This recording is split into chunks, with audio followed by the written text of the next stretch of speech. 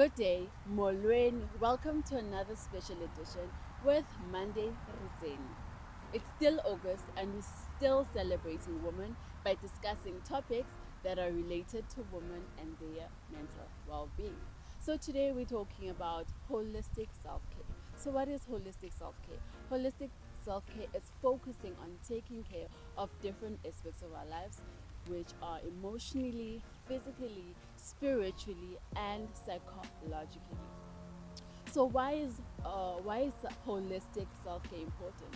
So holistic self care is important because or to prevent stress, to prevent burnout, and from other mitigating factors such as work, our school, or home environment. For example, healthcare workers deal every day with helping other people, and it is so easy for them to neglect their own health, their own mental well being, because they do it's part of their job. But today, we just want to bring you in closer and tell you or remind you that as a healthcare worker, as someone who even if it's just taking care of your home, it is so important that you continuously invest or take time in taking care of yourself. As the famous saying goes, it is easy to give when you yourself are receiving. So how do we ensure that we maintain or get our own holistic self-care? So for example, I will talk about the three R's. So which is rest, reflect, replenish, and renew. So rest, simply take a break from the things that you or from your daily routines. Take a rest can look different for everyone. You know, some people have the privilege of having a lot of time or taking a day off, but for some people that might not be an easy thing to do. So just taking a couple of hours each day, even if it's just 1 hour, just to rest, just to take a rest, whether it's sleeping or just taking a walk or spending time with your family. Reflect. So reflect involves thinking about your thoughts, reflecting about your thoughts, and reflecting about your feelings. And you can do this by journaling, by talking to someone. It could be a psychologist, it could be a counselor. Replenish, find something new, do something new for yourself. You can go out somewhere, you can try out something new. And the last one is renew. Continuously find things that will renew your strength, renew your energy by trying out new things as well, and making sure that you continuously invest in yourself and the things that you like, or in doing the things that you like and enjoy. So remember, we said holistic self-care involves taking care of ourselves psychologically, spiritually, physically, and emotionally.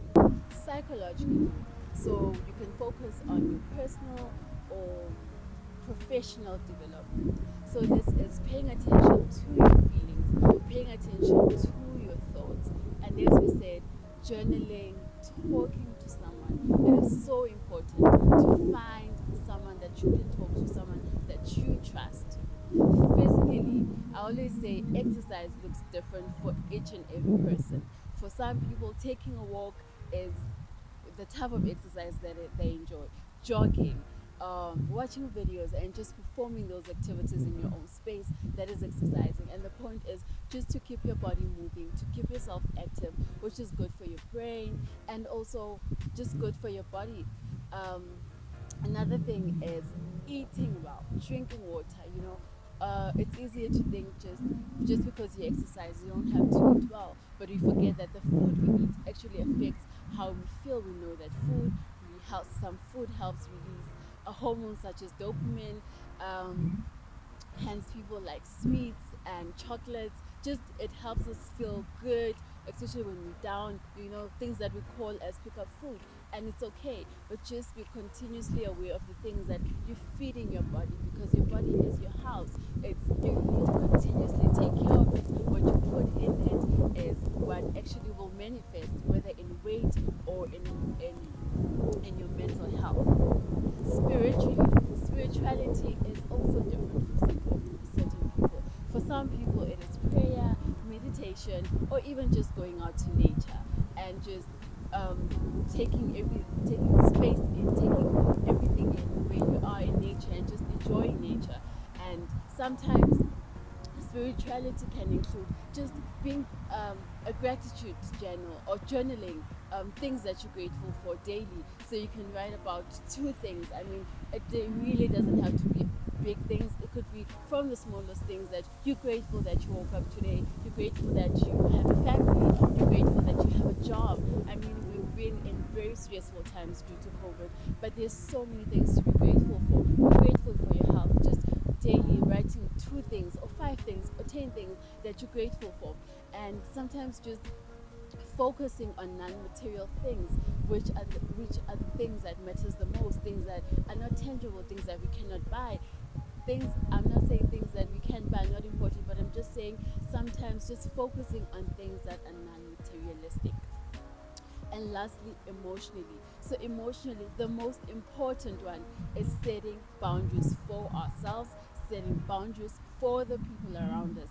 And boundaries, as our resident psychologist Oscar Deke always say, self-care is not selfishness. Set boundaries for your family, set boundaries with your friends, set boundaries with your spouse or your children, just to ensure that emotionally you are at a good place. I hope this video was helpful for you, and may you have a blessed week. Thank you.